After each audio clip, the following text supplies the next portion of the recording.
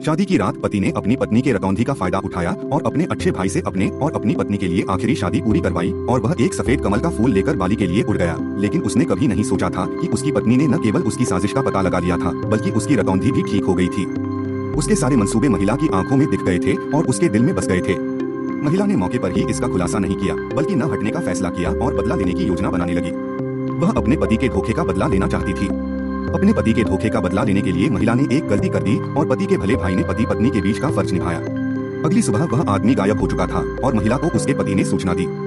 Company की विदेशी शाखा में कुछ समस्याएं हैं। निदेशक मुझे 1 महीने के लिए विदेश यात्रा करने का आदेश देंगे। उसने तुरंत उस महिला को फोन किया। क्या चल रहा है? आपने मुझे जो डेबिट कार्ड दिया था उसे आप जला क्यों नहीं देते? क्या आप इसे जला नहीं सकते? ऐसा क्यों है? क्या आपने बाहर भुगतान करना शुरू नहीं किया? आप क्या सोचते हैं? मुझे नहीं पता। महिला ने अनभिज्ञता जताते हुए कुछ औपचारिक शब्द कहे और फोन काट दिया।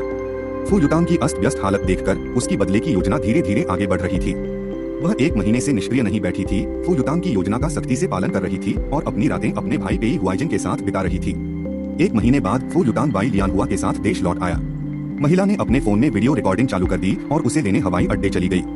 उसके अचानक आने पर फू युतांग घबरा गया और झूठ बोला कि बाई लियानहुआ विश्वविद्यालय में उसकी सीनियर थी और वह रास्ते में किसी काम से उसकी मदद कर रहा था।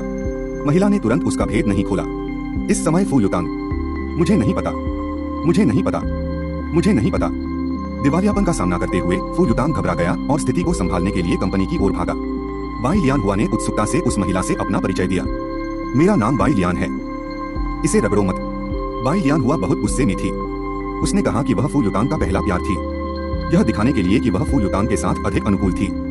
उन्होंने यह भी कहा कि वे इस महीने हनीमून पर थे। कहा जाता है कि फू युतांग को हमेशा खुद को परेशान करना अच्छा लगता है। मुझे नहीं पता कि मुझे अपनी गर्दन पर उगी घास दिखाने में शर्म आनी चाहिए या नहीं।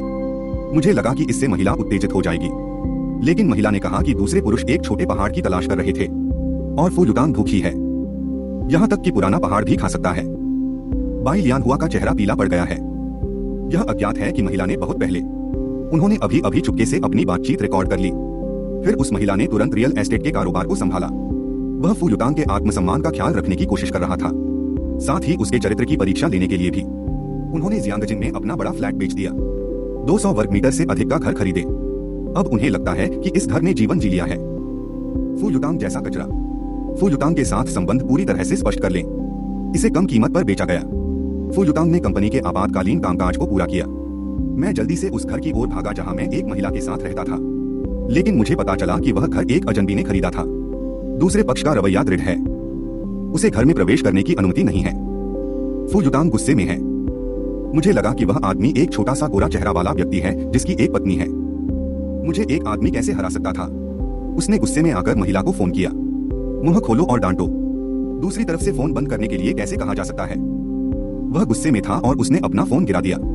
अगले दिन वह पूछताछ समूह के पास दौड़कर गया। लॉबी ने उस महिला से मिलने की अनुमति मांगी, लेकिन कर्मचारियों को बताया गया कि कोई अपॉइंटमेंट नहीं था, प्रवेश नहीं कर सकते, भले ही वह किसी महिला का पति होने का दावा करे। यह कोई बड़ी बात नहीं है। पुकारना, अरे शेन निंग, तुम अब कहाँ हो? शेन समूह की स्थापना क्यों रद्द कर दी गई? और घर में रहने वाला वह दूसरा आदमी बार बार यह क्यों कहता रहता है कि यह घर उसका है? फोन पर लगातार कई सवाल पूछे जा रहे थे। महिला ने तुरंत फोन काट दिया। सुरक्षा कर्मियों को फू युतांग को बाहर निकालने दो। अगले दिन वह महिला अपनी मां की कंपनी में गई। समारोह में पहनने के लिए ड्रेस चुनने के लिए अपने ही शॉपिंग मॉल में जाएं। सबसे लोकप्रिय ड्रेस में से एक चुने।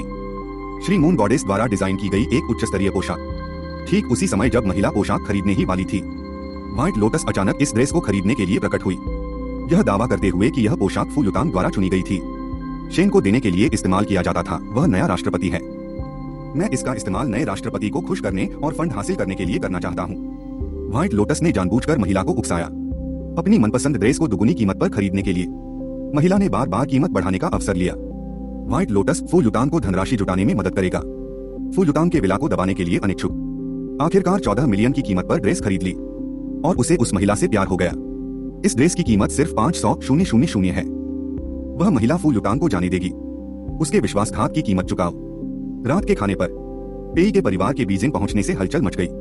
पेई का परिवार देश में सबसे ऊपर है, न केवल व्यक्तिगत रूप से आए, इसके अलावा 5 अरब मूल्य की वस्तुएं भी भेजी गईं। 100 साल पुराना गड्ढा कांच का, हरे और भूरे रंग के राजाओं का राजा। सभी को लगता है कि पेई का परिवार आप शेन के नए राष्ट्रपति पर इतना ध्यान क्यों देते हैं? लेकिन मुझे नहीं पता कि पेई का दामाद भी पेई हुआईजी है या नहीं। वह इस बार अपनी बेटी को बधाई देने आया था। यह उन दोनों के बीच के रिश्ते के लिए भी है। शेन हाउटियन मंच पर गए और सभी मेहमानों को संबोधित करते हुए घोषणा की। शेन ग्रुप के अध्यक्ष का पद आधिकारिक तौर पर उनकी बेटी को सौंप दिया गया। जब वह महिला एक खूबसूरत पोशाक पहनकर मंच पर आई, पूरा दृश्य बेहद खूबसूरत है। फु युतांग और बाई लियान हुआ तो और भी ज्यादा आकर्षक हैं। उन्होंने कभी नहीं सोचा था शेन के नए